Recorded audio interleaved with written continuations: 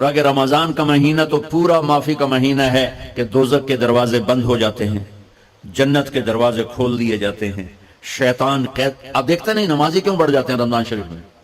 کہ وہ نامراد قید ہو جاتے. تو کسی کو زنجیروں میں باندھو وہ چل تو نہیں سکتا، چھوڑ دو زنجیریں تو چل پڑے گا. تو اللہ تعالی ہم سب کی حفاظت فرمائے، کوئی دعویٰ نہ کرے، لیکن جو تھوڑا سا غفلت میں ہوتا ہے تو ایمان کمزور ہوتا ہے، انہوں تو شیطان بن کے جامع میں نہیں دینے. جمعے جاواں گے، جمعے کئی جمعہ بھی نہیں پڑھتے، عید پہ جاواں گے کوئی عید بھی نہیں پڑھتا. یہیں یہ ایک نگینہ سینما کے مالک نے بیان کروایا تھا اور اس نے بعد میں اس سینما کو گرا دیا. آج کل وہ کینیڈا میں ہوتا ہے. تو وہ سینمے کا جو تھا نا مینیجر، وہ میرے پاس آیا، کہا مولانا آج میں پہلی نماز پڑھی ہے. وہاں ہم نے مغرب کی نماز پڑھی، اس کے بعد بیان ہوا، بیان کے بعد وہ اتنا ہنگامہ ہوا کہ رش بہت تھا، وہاں نماز پڑھی نہیں جا سکے. کہنے لگا میں چل رہا تھا میرے ساتھ ساتھ، مولانا آج میں پہلی نماز پڑھی. میں نے کہا کیا مطلب؟ کہا جی یہی کہ زندگی دی پہلی نماز پڑھی ہوگا راؤنڈ اباؤٹ 40-45 سال کا. میں کہا پہلی نماز؟ ہاں جی پہلی نماز. جمعہ پڑھے؟ نہیں کدی نہیں. عید؟ نہیں کدی نہیں. آج پہلی نماز تھوڑے پیچھے پڑھی ہے. شیطان جب قید ہوتا ہے تو زنجیریں کھل جاتی ہیں تو نمازی بڑھنا شروع ہو جاتا ہے. اس کے بعد جو گھٹتے ہیں نا تو شیطان کی وجہ سے نہیں، اپنی عادت اور سستی کی وجہ سے. پہلے 2-3 دن بڑا جوش ہوتا ہے، پھر اس کے بعد گھٹتے ادھے کو پھر نکل جاندے ہیں، ادھے رہ جاندے ہیں. تو تراویح میں بھی پہلے پوری مسجد بھرے گی، پھر ایک صف جائے گی، پھر دوسری جائے گی، پھر تیسری جائے گی. تو بھائیو یہ رمضان آ رہا ہے، دیکھو میں ہاتھ جوڑتا ہوں، نماز 5 وقت سارا سال فرض ہے، لیکن روزے کی برکت سے کیا ہوتا ہے، شیطان قید ہو جاتا ہے تو وہ سارے بھاگے بھاگے آ رہے ہوتے ہیں. اللہ سے مانگ لو اس رمضان میں کہ یا اللہ ایسی توفیق دے کہ موت تک نماز نہ چھوٹے. رمضان میں بہت سے لوگ رشوت لینا چھوڑ دیتے ہیں کہ نہیں جی ہوں رمضان شریف آ گیا. رمضان شریف بھی تو آیا ہے لیکن اصل میں شیطان قید ہوا ہے تو اب کہہ رہا نہیں ہوں رشوت نہیں لینی، مہینے بعد لواں گے. ڈنڈی مارنے والا کہتا ہے نہیں صحیح تولنا ہے، پھر رمضان تو بعد کٹھی کسر کر لواں گے. وہ کیا وجہ ہے پیچھے؟ ایک تو رمضان کی برکات ہیں، اور ایک شیطان کا قید ہونا ہے، اور ایک جنت کے دروازوں کا کھل جانا، دوزخ کے دروازوں کا بند ہونا، اللہ کے عرش کا پہلے آسمان پہ مستقل ڈیرا ڈال دینا، اور پھر اعلان کرنا ہے کوئی بخشش آنے والا ہے، کوئی معافی مانگنے والا ہے، کوئی توبہ کرنے والا ہے، کوئی جنت مانگنے والا ہے، کوئی دنیا مانگنے والا، آؤ مانگو. اور ایک فرشتہ اعلان کرتا ہے اے بھلائی کے چاہنے والے شاباش آگے بڑھ، اور دوسرا فرشتہ اعلان کرتا ہے اے برائی کے کرنے والے بس کر اور واپس آ جا، بس کر اور واپس آ جا. رمضان کا مطلب ہے جل جانا، رمضان کے لفظ کا مطلب ہے جل جانا. جلنے کا مطلب کیوں ہے اس میں؟ کہ رمضان میں اللہ سارے گناہوں سے اپنے بندوں کو پاک کر دیتا ہے اور ان کے گناہوں کو جلا دیتا ہے، جس سے وہ پاک ہو کر جو سونا آگ میں جل کے خالص ہو کے باہر آتا ہے، روزہ رکھنے والا بھوک کی آگ میں جل کے خالص ہو کے باہر آ جاتا ہے، اللہ اس کے سارے گناہ معاف فرماتا ہے. دھیان ڈال سنیں، سب سے اعلیٰ درجے کا مسلمان، میرے نبی کا جواب، جو سارا دن مصلی پہ بیٹھا رہے، جو ہر سال حج عمرہ کرے، جو مسجد سے نہ نکلے، جو رات کو قرآن پڑھے، دن میں روزے رکھے. نہیں، سنو غور سے سنو، من سلم المسلمون لسانہ ویدہ، سب سے اعلیٰ درجے کا مسلمان فیصلہ بات کا وہ ہے جو اپنے مسلمانوں کو تکلیف نہ پہنچائے، جو ہاتھ اور زبان سے کسی کو تکلیف نہ پہنچائے، وہ سب سے اعلیٰ درجے کا مسلمان ہے. سبحان کیا بات. میرے نبی سے ایک صحابی نے پوچھا یا رسول اللہ، ہمارے محلے میں ایک خاتون رہتی ہے، رات کو تہجد پڑھتی ہے، دن میں روزے رکھتی ہے، پر اس کی زبان بہت سخت ہے، بہت بےزتی کرتی. آپ نے کہا جہنم میں جائے گی. کہا جی ایک خاتون ہے جو نہ نفلی روزہ لیکن اس کی زبان کا بول بڑا میٹھا ہے، کہا وہ جنت میں جائے گی. تو سب سے اعلیٰ درجے کا مسلمان کون ہے جو کسی کو تکلیف نہ پہنچائے؟ پھر اس نے پوچھا ای الایمان افضل، سب سے اعلیٰ درجے کا مومن کون ہے؟ تو آپ نے فرمایا حسن الاخلاق، جس کے اخلاق اچھے ہوں وہ سب سے اعلیٰ درجے کا ایمان والا ہے. کیونکہ تکلیف نہ پہنچانا اخلاق کی ایک صفت ہے اور اخلاق کی بے شمار اقسام. میرے نبی نے فرمایا اچھے اخلاق 360 صفات کا نام ہے. ایک صفت بھی کسی مسلمان مرد عورت کے اندر ہوگی تو جنت میں چلا جائے گا. سامنے ابو بکر بیٹھے تھے، کہنے کہ یا رسول اللہ کو میرے اندر بھی ہے، تو آپ نے فرمایا تیرے اندر ساری ہے، ساری تیرے اندر ساری. تو ابتدا بھی بتا دی، انتہا بھی بتا دی. اور عبادت بھی مسلمان کو اخلاق تک پہنچاتی ہے. اب سنو قرآن سے، اللہ تعالیٰ انسان کسے کہتا ہے؟ ایمان والوں کو. ان الذین کفروا من اہل الکتاب والمشرکین فی نار جہنم خالدین فیہا اولئک ہم شر البریہ. سب سے بدترین مخلوق وہ ہے جو اللہ کو نہ مانے، جو اللہ کہ دین کو نہ مانے. آپ نے کہا وہ سب سے بدترین مخلوق. تو لا الہ الا اللہ محمد رسول اللہ ہمیں انسانیت میں داخل کرتا ہے.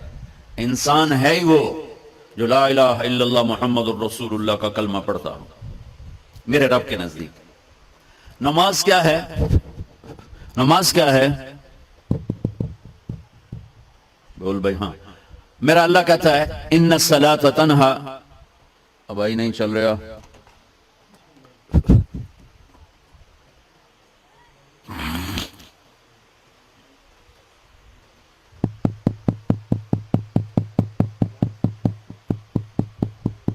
تھوڑی آواز ہے. نماز کیا ہے؟ ان الصلاۃ تنہا عن الفحشاء والمنکر. تم نماز پڑھو، یہ تمہیں بد اخلاقی سے بچائے گی اور یہ تمہیں گناہوں سے بچائے گی. تو نماز بھی انسان کو اخلاق تک لے جا رہی ہے. فحاشی سے بچائے گی، گناہوں سے بچائے گی، اخلاق کی طرف سفر. روزہ آ رہا ہے. روزہ کس لیے ہے؟ کتب علیکم الصیام کما کتب علی الذین من قبلکم لعلکم تتقون. تم پر روزہ فرض کیا ہے جیسے پہلوں پہ کیا تھا تاکہ تم تقوی والے بن جاؤ. تقوی والے کون ہیں؟ وسارعوا الى مغفرة من ربكم وجنة عرضها السماوات والارض اعدت للمتقین. کہ میرے بندو دوڑو جنت کی طرف جو تقوی والوں کے لیے. متقی کون ہیں تقوی والے یا اللہ؟ کہ الذین ينفقون فی السراء والضراء. کا جو میرے نام پہ سخاوت کرتے ہیں، چاہے تنگ دست ہوں چاہے پیسے والے ہوں، چاہے تھوڑا مال ہوئے چاہے زیادہ مال ہوئے، وہ میرے نام پہ خرچ کر دیں. الکاظمین الغیظ جو غصے کو پی جاتے ہیں. والعافین عن الناس اور جو لوگوں کو معاف کر دیتے ہیں. اللہ تعالیٰ کہہ رہا ہے یہ تقوی والے ہیں. تو روزہ بھی اخلاق پہ لے جا رہا ہے. فمن فرض فیہن الحج فلا رفث ولا فسوق ولا جدال. میرے رب نے کہا حج کا ارادہ کر لیا ہے تو زبان کی گندی، زبان کا گندا لہجہ اور زبان کے گندے بول سے بچو، لڑائی سے بچو، گناہوں سے بچو. تو حج بھی میٹھے بول پہ لا رہا ہے، لڑائی سے بچنے پہ لا رہا ہے، نافرمانی سے بچنے پہ لا رہا ہے. خذ من اموالہم صدقۃ تطہرہم وتزکیہم بہا وصلی علیہم. میرا رب فرما رہا ہے میرے محبوب ان سے زکوٰۃ لیں اور ان کو پاک کریں اور ان کا تزکیہ کریں، ان کو ایک اچھا انسان بنائیں. زکوٰۃ ہو اخلاق بنتے ہیں، روزہ ہو اخلاق بنتے ہیں، حج ہو اخلاق بنتے ہیں، نماز ہو اخلاق بنتے ہیں، کلمہ ہو انسان بنتا ہے. یہ اتنا زور کیوں دیا ہے اخلاق پر؟ کہ میرے بھائیو اچھا معاشرہ جو وجود میں آتا ہے وہ ایک دوسرے کو معاف کرنے سے وجود میں آتا ہے.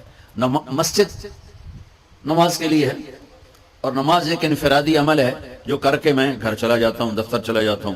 پڑھوں نہ پڑھنے کا گناہ مجھ پر، پڑھنے کی نیکی مجھ پر. لیکن اگر میرے اخلاق برے ہیں، روزہ میری چیز ہے، رکھوں اجر، نہیں رکھوں پکڑ، زکوٰۃ دے دوں اجر نہ دوں پکڑ، حج کر لوں اجر نہ کروں پکڑ.